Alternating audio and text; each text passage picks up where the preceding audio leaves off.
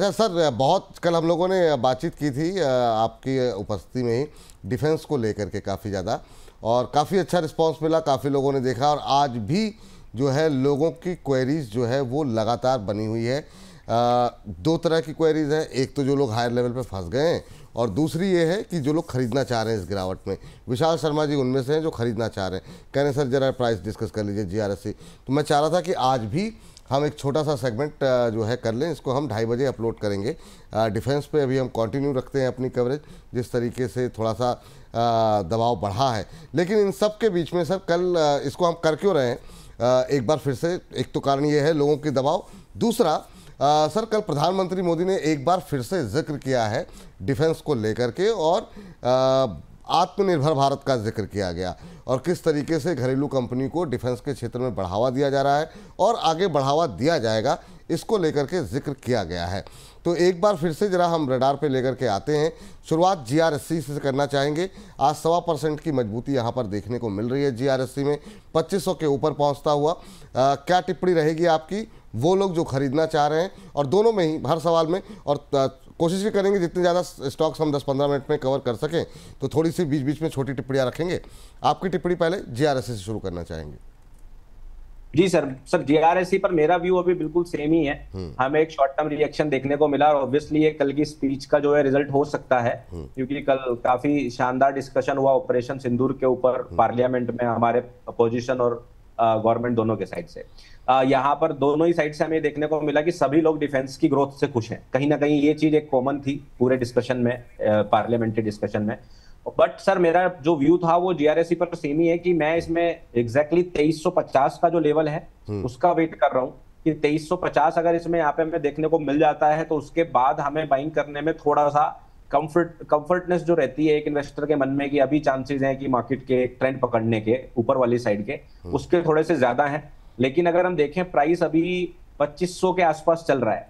सो अगर जो mid term holder हैं, पोर्टफोलियो में ऐड करना चाहते हैं या इन्वेस्टमेंट के पर्पज से इन स्टॉक्स को देख रहे हैं, वो बेफिक्र रहें। अगर आप उसमें SIP की तरह करते हैं, या जब गिरावट दिखती है आपको तब आप ऐड करते हैं, तो आप वो जारी रखें, क्योंकि 2350 और 2550 में बहुत ज्यादा बड़ा डिफरेंस नहीं है। और ये सेक्टर और ये स्टॉक्स धीरे धीरे ही सही, क्योंकि ये है सर वैल्यूएशन वाले स्टॉक्स। आप जो बोलते हैं कि आप वैल्यू वाइज इन्वेस्टिंग कीजिए, ये मत देखिए कि आज रिटर्न आपको वो कल कितना देगा, ये देखिए वो आपको 1 साल 2 साल 3 साल बाद अच्छे रिजल्ट देगा कि नहीं देगा।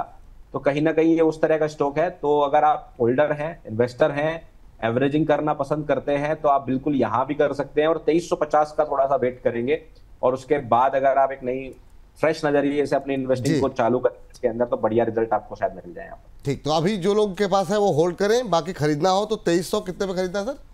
2350 पे खरीदने की सलाह। चलिए, हमारी एक दर्शक हैं, एक छोटे से उत्तर जहां पर लेना चाहेंगे, क्योंकि हालांकि रीना जी हम लोग डिस्कस कर चुके हैं, गणेश शास्त्री जी कोचिन शिपयार्ड भी डिस्कस हो गया, लेकिन फिर भी रीना जी जानना चाह रही हैं, कह रही हैं कि 5200 पे HL लिया हुआ है, कोचिन शिपयार्ड 2500 पे, जब ऊपर जा रहा है तब ऊपर के टारगेट लोग बता देते हैं कि हम निकल नहीं पाते हैं, अभी क्या करूं।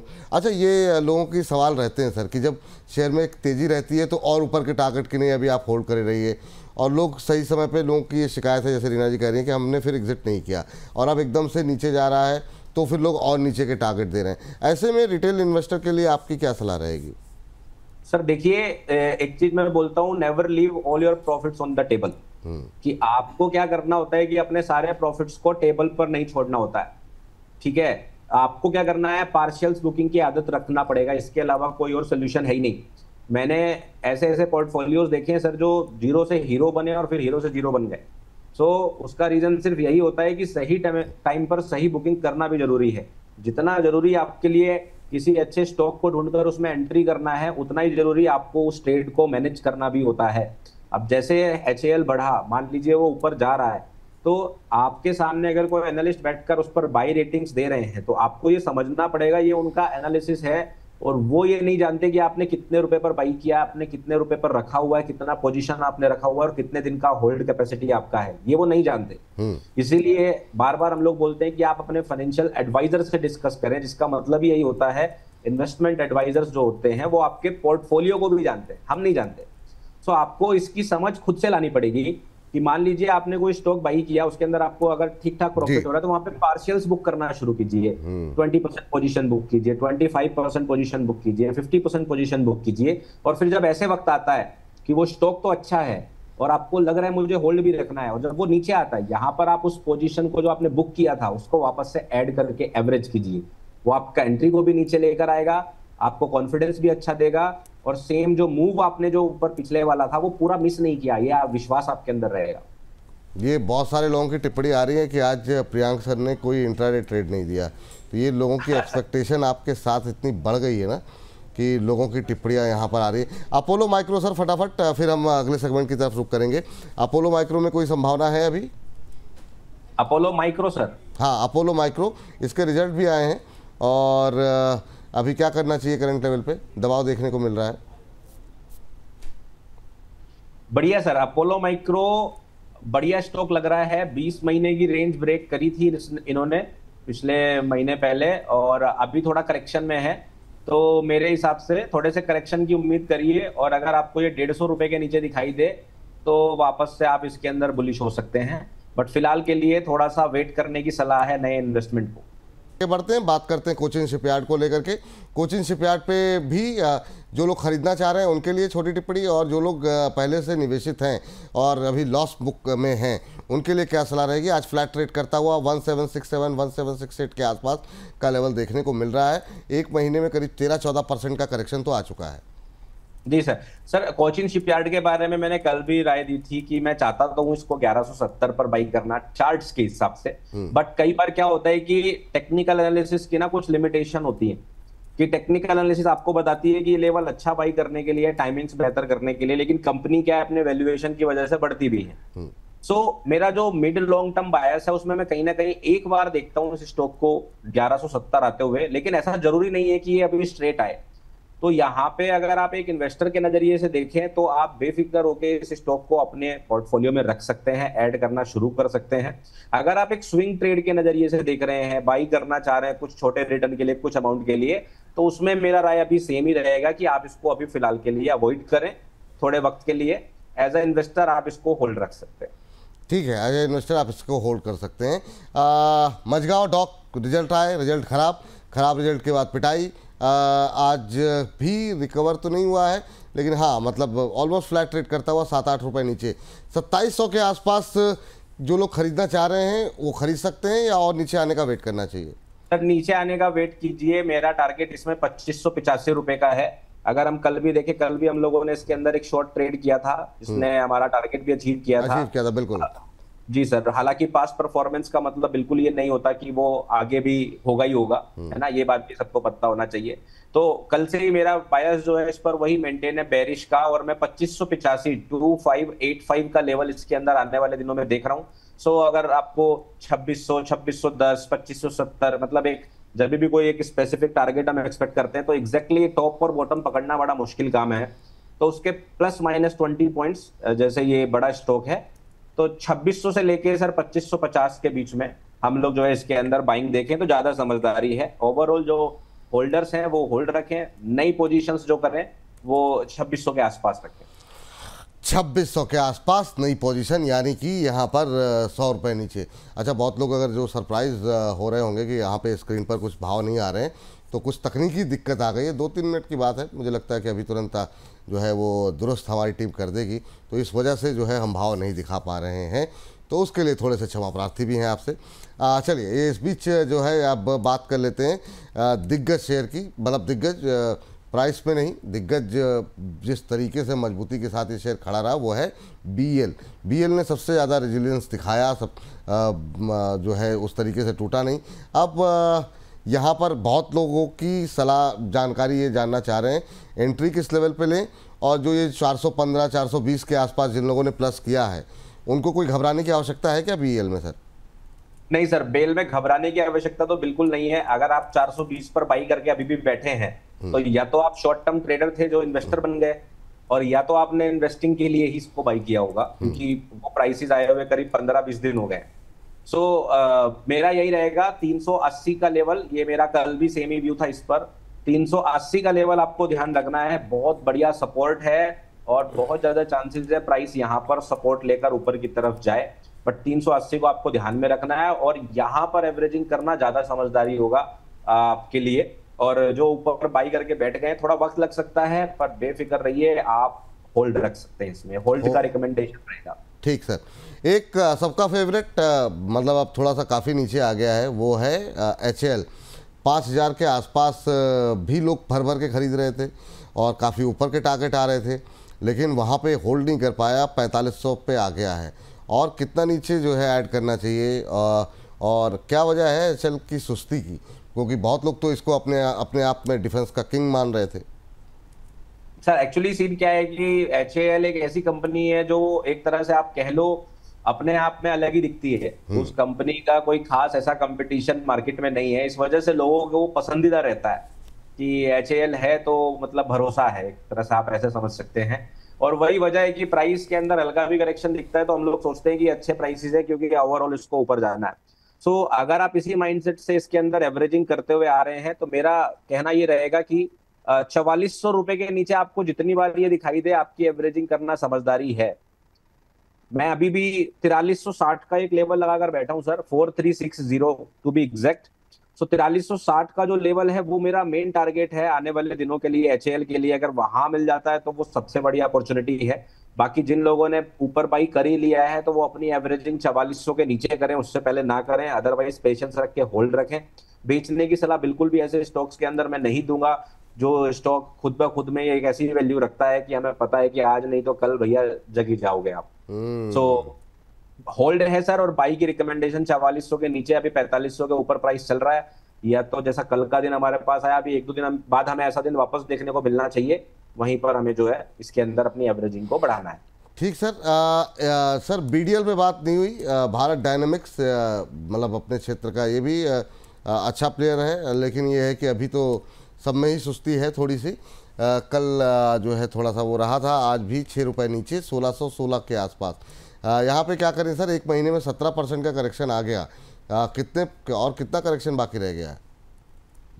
सर अगर ATH से देखें तो लगभग 24% का करेक्शन आ चुका है, और मुझे इसमें कोई अचंभा नहीं होगा, सरप्राइज नहीं होगा अगर ये 30% तक चला जाए। क्योंकि जो लेवल मैं इसमें नीचे की तरफ देख पा रहा हूँ BDL में, भारत डायनेमिक्स लिमिटेड में, वो 1450 से भी नीचे देख रहा हूँ। तो अगर प्राइस आपको 1450 1400 इस रेंज में दिखाई दे तो शायद वो लॉन्ग टर्म के हिसाब से ज्यादा बेहतर आपके लिए बाइंग अपॉर्चुनिटी हो सकती है। 1600 चल रहा है यहाँ से, अभी देखें तकरीबन मुझे ऐसा लगता है कि भारत डायनेमिक्स लिमिटेड का स्टॉक जो है वो भी और 10 से 12% के बीच की गिरावट और देखने को आपको यहाँ पर दे सकता है। तो इसमें मेरा बायस जो रहेगा वो बेरिश ही रहेगा फिलहाल, और 1450 के आसपास मेरा इसमें नेक्स्ट एरिया ऑफ इंटरेस्ट रहेगा जहां पर हम बाइंग अपॉर्चुनिटीज की बात कर सकते हैं। जी सर। इस बीच करीम साहब हैं, जेन टेक्नोलॉजी के बारे में जानना चाह रहे हैं, और भी लोग हैं जो कि जेन टेक्नोलॉजी 1523 के आसपास है सर। आज ऑलमोस्ट फ्लैट ट्रेड करता हुआ दिखाई दे रहा है जेन टेक्नोलॉजी का शेयर। यहाँ पर क्या आपको संभावना है? नहीं 5%, सॉरी फ्लैट नहीं, जेन टेक्नोलॉजी 5% का लोअर सर्किट लगा हुआ है। तो लोअर सर्किट, हाँ लोअर सर्किट, बिल्कुल बिल्कुल। तो ये जो लोअर सर्किट है सर, एक महीने के अंदर 23% का करेक्शन आ गया है, और ये काफ़ी तेज़ी से नीचे जाता हुआ दिखाई दे रहा है पिछले दिन। ये मेरे ख्याल से ये तीसरा दिन है लोअर सर्किट का। क्या करें सर, लोअर सर्किट पे खरीदना चाहेंगे क्या? कुछ लोग खरीदना चाह रहे हैं अभी भी। सर एक्चुअली सीन क्या है, जब किसी स्टॉक के अंदर सर्किट्स लगना शुरू करते हैं तो वो मेरे एक ऐसे रडार पे आ जाता है कि वहां समझने के, संभल कर रहने की जरूरत है कि हो सकता है इंटरनली कोई ऐसा इंडिकेशन या हमें दिखाने की कोशिश ना कर रहा हो जो न्यूज थोड़े दिन बाद बाहर आए। तो उससे संभल कर रहने की जरूरत है, क्योंकि एक अच्छा स्टॉक, एक अच्छी कंपनी जो इतनी पॉपुलर है, इतने सारे लोग उसके अंदर इन्वेस्टिंग करना पसंद करते हैं, जो यूजुअली एक प्रॉपर तरीके से ट्रेडिंग देता है, वो अचानक से आप देखेंगे सर मंडे ट्यूसडे वेंसडे 3 दिन लगातार लोअर सर्किट लगा रहा है। तो ये कोई ज्यादा अच्छी न्यूज तो स्टॉक के लिए बिल्कुल भी नहीं है कि 3 दिन के अंदर आप 15% गिर जाते हैं। यहाँ पर जो सबसे फर्स्ट एरिया ऑफ इंटरेस्ट जो दिख रहा है, सपोर्ट का जो लेवल दिख रहा है, जहां पे हम सोच सकते हैं यहाँ पर अगर कोई इन्वेस्टिंग अपॉर्चुनिटी देखना चाहते हैं उसके बारे में, तो वो मेरे हिसाब से सबसे पहले रहेगा सर 1300 का प्राइस लेवल।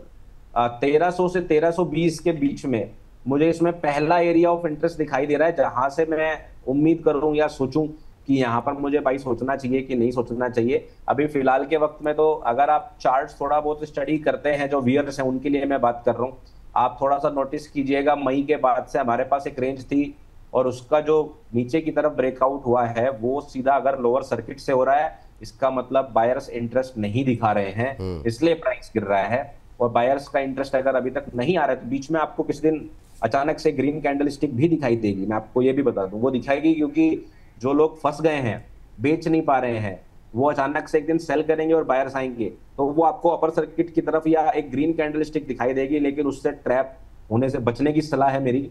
और मैं आपको यही रिकमेंड करूंगा कि आप 1350 से 1300 के आसपास ही इसको नजर में रखें। ध्यान रखिए कि कॉन्फ्लिक्ट ऑफ इंटरेस्ट नहीं है किसी भी स्टॉक में, जो मैंने लगभग 10 स्टॉक बताए। हाँ सर, हाँ नहीं अभी 10 क्या सर, अभी तो और भी मतलब जो है बातचीत करेंगे हम।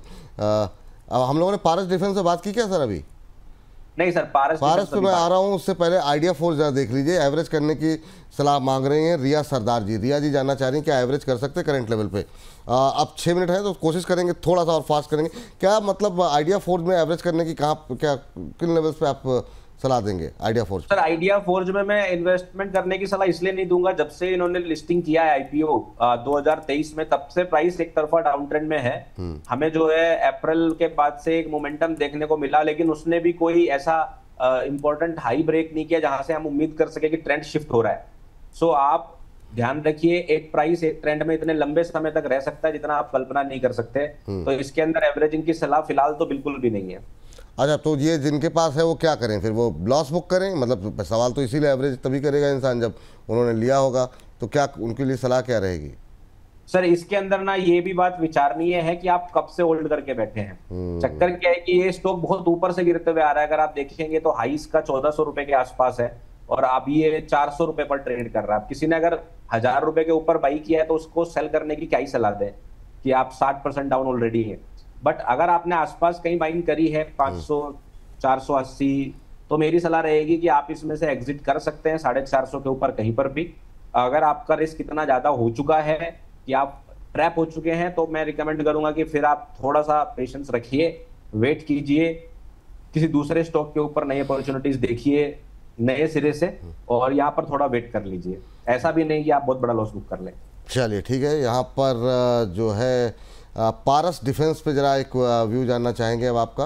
पारस डिफेंस पे बहुत लोगों का पोजीशन है, काफ़ी लोग इस पर राय आपकी जानना चाहते हैं। आज 1.5% के आसपास की मजबूती है, थोड़ी सी रिकवरी आई है बीते कुछ दिनों में पिटाई करने होने के बाद। लगातार 4 दिन की गिरावट रही है और उसके बाद ये रिकवरी है। आपकी टिप्पणी क्या रहेगी sir? Sir Paras defence comparatively other defence stocks एक अच्छी जगह पर है और इसके अंदर मैं एवरेजिंग की सलाह दे सकता हूं कि आप जो है यहाँ 650 से लेकर या अभी 660 के आसपास से लेकर 600 रुपए के बीच में आप जो है इसके अंदर एवरेजिंग कर सकते हैं, और जिनके पास ये स्टॉक है वो होल्ड रख सकते हैं। इसके लिए 600 रुपए से लेके ऊपर के जो भी लेवल अभी बाकी हैं 600, 610, 620, 650, ये सभी लेवल अच्छे एरिया ऑफ इंटरेस्ट हैं और यहाँ पे आप लोग जो है एवरेजिंग या बाई की प्लानिंग कर सकते हैं। ये बेहतर स्टॉक है। अगर आप पहले से होल्ड कर रहे हैं तो आप इसे होल्ड रख सकते हैं, नई पोजीशन देख रहे हैं 660 के नीचे आप बाइंग देख सकते हैं और इसको होल्ड रख सकते हैं। ओवरऑल जरा एक लास्ट कमेंट आपका क्या रहेगा डिफेंस को लेकर के, क्योंकि क्वेरीज हैं, लोग लेना चाह रहे हैं, क्या अभी थोड़ा सा धीरज धरें, लेने में जल्दबाजी ना करें, ये कह रहे हैं आप? बिल्कुल सर, बिल्कुल आप धीरज रखिए, थोड़ा सा पेशेंस रखिए, प्राइस को 2-4 दिन और सेटल होने दीजिए। मैं डिफेंस के इंडेक्स के बारे में 2 दिन से यही बोल रहा हूँ, कल भी मैंने यही बोला था कि अभी जो डिफेंस का इंडेक्स है उसके अंदर थोड़ा बहुत करेक्शन बाकी है, उसको हो जाने दें और उसके बाद आप डिफेंस को वापस उसी तरह से फलते फूलते देखेंगे जैसे हमने पहले देखा था। क्या कल की स्पीच के बाद कुछ सेंटिमेंट बदलेगा या फिर अभी आपको लगता है कि नहीं, जब तक टाइम करेक्शन पूरा नहीं होता तब तक नहीं होगा कुछ? सर वो स्पीच देखिए, स्पीच क्या होते हैं ना, ये एक छोटा सा पुश दे देते हैं जहां पे हमें थोड़ा बहुत रिलीफ देखने को मिल जाता है, बट जो एक्चुअल रिजल्ट हमें देखने को मिलता है वो तो कंपनी के ग्रोथ लेवल पर ही देखने को मिलेगा।